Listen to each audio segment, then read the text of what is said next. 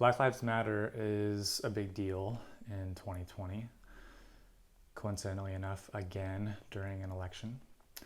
It's an interesting movement that I have been critiquing as well as supporting. I do support the effort to reform the police. I want to end police brutality. I want to put body cams on all police. I want better training. I want better vetting. The police need to be better. But to focus on the police is, it's fair enough. I think it's more constructive than focusing on racism or the hidden racism in all of our hearts, or the systemic racism or the shadow of it from past overtly racist policies like slavery, segregation, redlining, etc. That's a little tiring, if you ask me. I think there's one policy that is racist that we should be focusing all of our attention on, especially if we do care about the lives of the underprivileged and the disenfranchised, and that is the war on drugs. We have to end the drug war. The drug war is a waste of money. It is a foolish global endeavor by countless countries and states to eradicate the personal use of certain substances, certain plants and pills and powders that have interesting effects on the human brain and body. Why are we doing this? To what end? What are we accomplishing? What have we achieved? What do we hope to achieve with this war?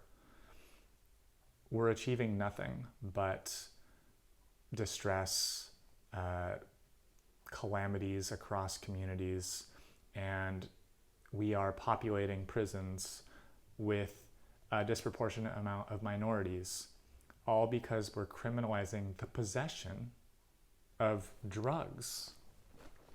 Let's get into this. We have to end the drug war, and this is what the left should be fighting for, specifically when marching for Black lives, because it is the drug war that disproportionately affects Black communities for whom we are supposedly caring about.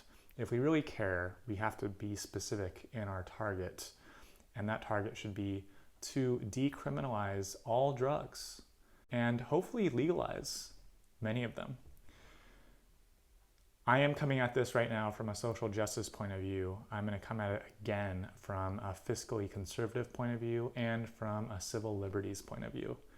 But to stay with social justice for a while, because that is kind of the moment we're living in, it is unjust that certain people are disproportionately affected by this drug war.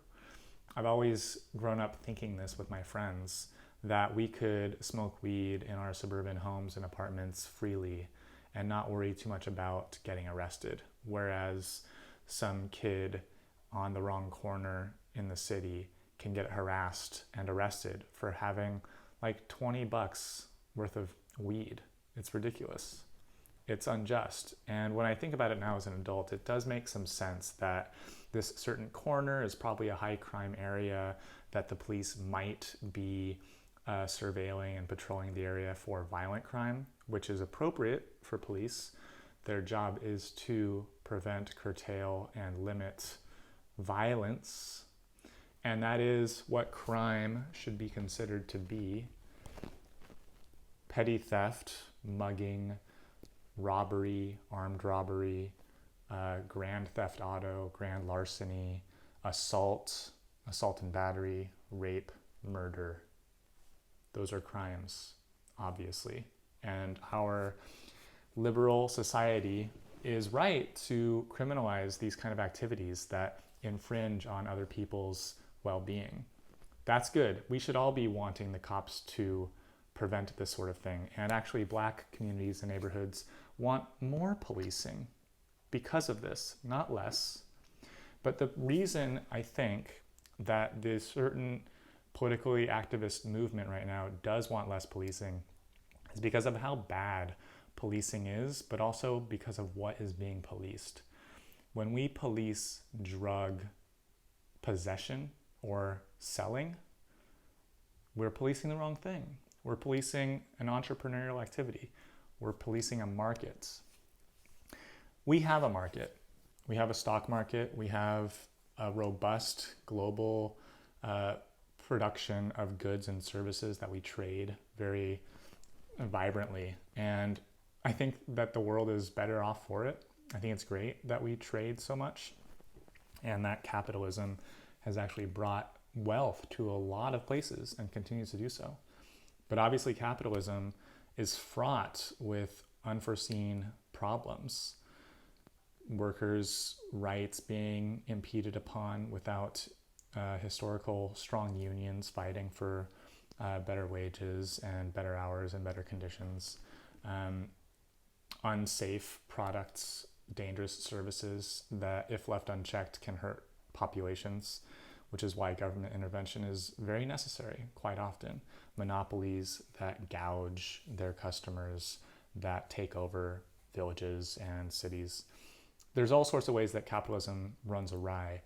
The worst is laissez-faire capitalism, pure capitalism, where the market sets the price and competitors fight quite violently for the consumer's attention. That is the black market. That is the current drug market. The illicit drug activity is sold, distributed in this kind of marketplace because it's unregulated. It's unregulated because it's illegal. But the demand remains. The demand has always remained. It will continue, and it might even go up given the situations we are all in. We have to admit that. We have to recognize that billions of dollars annually are wasted trying to curtail this demand, and that the worst of it is probably the drug cartels in Latin America, Central America specifically, and gang violence, fighting turf wars to sell drugs to people who are desperate for them. This is a market that needs to be controlled.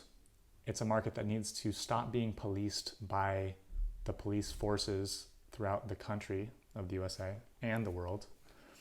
It's a problem for certain races more than others, sadly, but it's mostly a problem for the poor, the down and out, the disenfranchised, the underprivileged, who are often the ones turning to drugs to feel better. This is a health issue. This is a soul-crushing problem that we shouldn't be criminalizing. We should be caring. We should be providing services, social services, to people in need. Those people in need are often the poor among us. Those poor are often minorities. If we care about Black lives and non-white lives, we should be caring about the drug war and ending it. This is the sign that we should be holding up and demanding Joe Biden take action on. Why is it a health issue?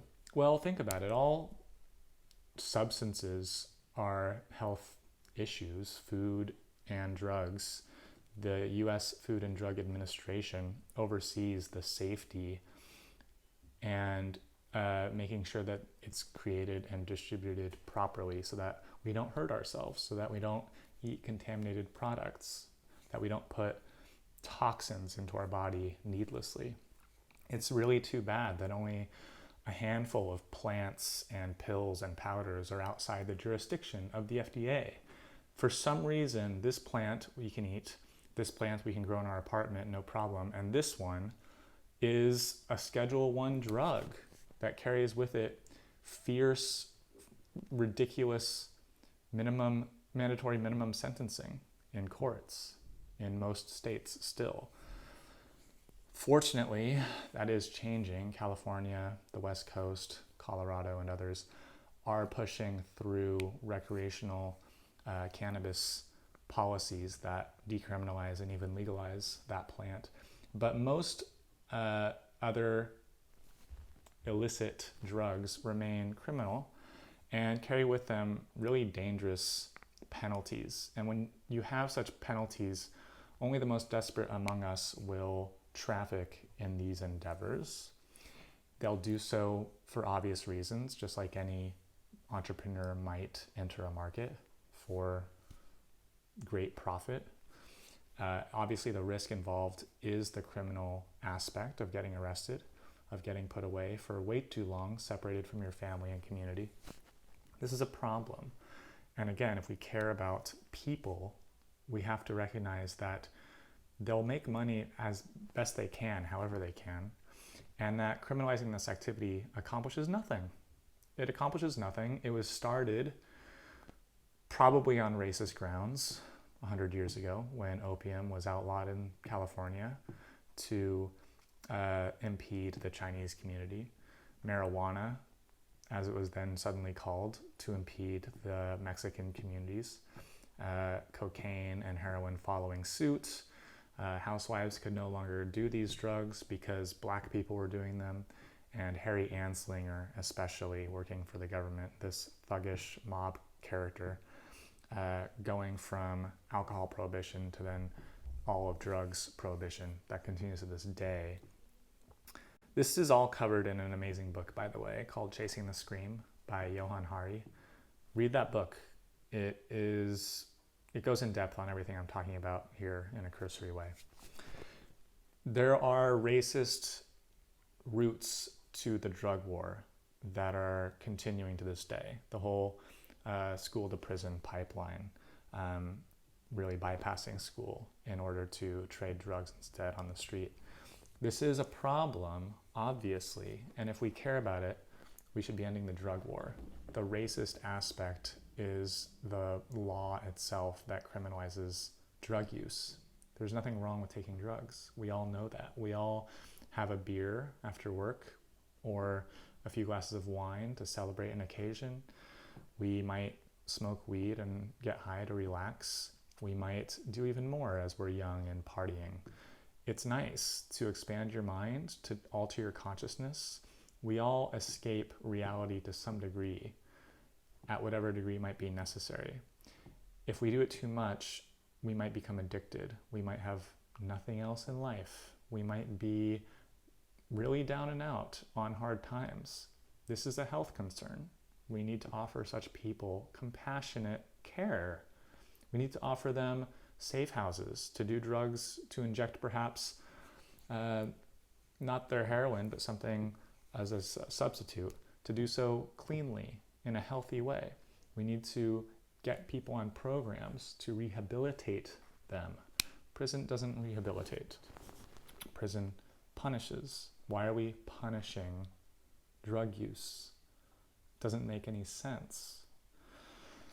The argument, and it is a conservative one, against drug use is that it contaminates your body, that it puts you on a sinful path, as it were, that there's no place in a good, clean life for such activities.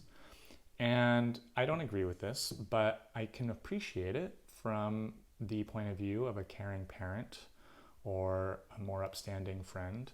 I can respect this attitude, and I can even listen to it if I might be in danger of taking too much, of indulging too much in substances to escape reality or whatever. And when that happens, we need people that actually offer sincerity and compassion to help such people. These people are now filling our sidewalks in our big cities. Homelessness is going out of control. Most homeless people have some sort of substance abuse problem, probably also a mental health problem. This needs to be addressed. We don't address it by criminalizing this behavior.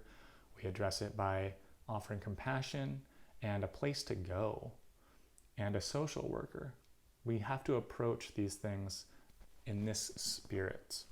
There is a fiscally conservative argument to be made here. It's hard to convince conservative people, conservative temperaments, for the wholesale legality of sinful activities, but let me at least appeal to your fiscally responsible sensibilities. We are wasting so much money on the drug war, criminalizing these substances. So much money is on the table to be made, for profit even, by legalizing all drugs, not just the painkillers and the alcohol and the tobacco that are currently commercially traded legally already and abused in even higher numbers than the illicit street drugs. Why are we ignoring this market for legitimate businesses? Why are we leaving it to the black market? Why are we leaving it to drug cartels to sell to kids, to sell to the most desperate? It doesn't make any sense that we're doing that. It also hurts people even more so because they don't know what they're taking. In Berlin, Germany, where I live, in the robust party scene, we're still even lucky to have drug testing kits that can actually scan a substance and see if a powder that should just be cocaine, for instance, or ketamine might contain fentanyl, which is extremely dangerous. A few grains of it can cause death.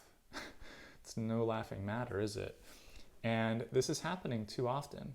Not that often, probably as often as a unjust police killing, but any is too often, isn't it? And we can prevent all of that if we let proper government agencies oversee the production and distribution to make sure that what people are taking is safe and clean, at least. You'll never prevent people from hurting themselves if they want to. You'll never prevent a suicidal person from grabbing a knife. You can't criminalize a knife. You can't criminalize the over-the-counter painkillers, a whole bottle of which can cause immense damage, obviously. You can't criminalize, liquid cleaning products that can be drunk out of desperation. People can hurt themselves. People can do what they want, though, in the end. We have to respect civil liberties. I don't quite see this as a privacy point, though I do think people should be allowed to do whatever they want in their own homes in terms of what they imbibe, in terms of what they do with their bodies. People should be respected. People's autonomy, their individual autonomy, should be respected in a free society. We should be fighting for that. We are not doing a good job of doing that. We have to leave people alone. The left and the right should be able to agree on this, though they disagree on specific points. The left comes at this with abortion. Keep your laws off my body, my choice. The right comes at this with guns. Keep your hands off my guns. Second Amendment rights, the right to bear arms. I agree with both of these arguments on the grounds of civil liberty. Let people do what they want.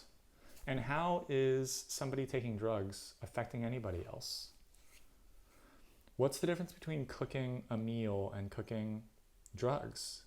Bathtub gin, methamphetamines, they're both dangerous, potentially. They could become less dangerous if regulated. But they're dangerous at the root of their problem, which is desperation, which is an empty life. People seek rock bottom when they have little else going on. I'll tell a little psychological story here, an experiment done in labs. You have lab rats in cages. You have water bottles, 2 water bottles in one cage for one rat. One of the water bottles is clean water. The other is diluted cocaine or mixed with cocaine, let's say. The rat drinks the cocaine water until it dies. What does it prove? That cocaine is super addictive?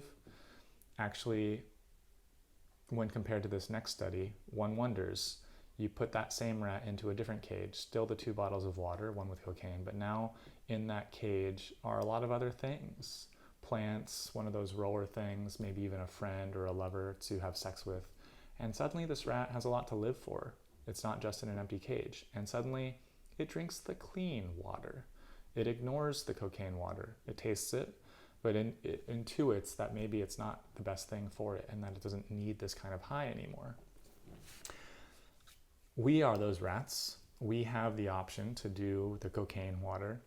Some of us like to try it at least a bit. Some of us drink it exclusively and hurt ourselves. But this is not a crime. This is a testament to how we need to care more about people's lives and improve them, offer social services to help them. it's extremely important that we do that. We have to show compassion. This is an argument against the austerity measures introduced by Ronald Reagan and Margaret Thatcher in the 1980s. Reagan being a huge figure in the drug war, just say no. Abstinence only, sex education.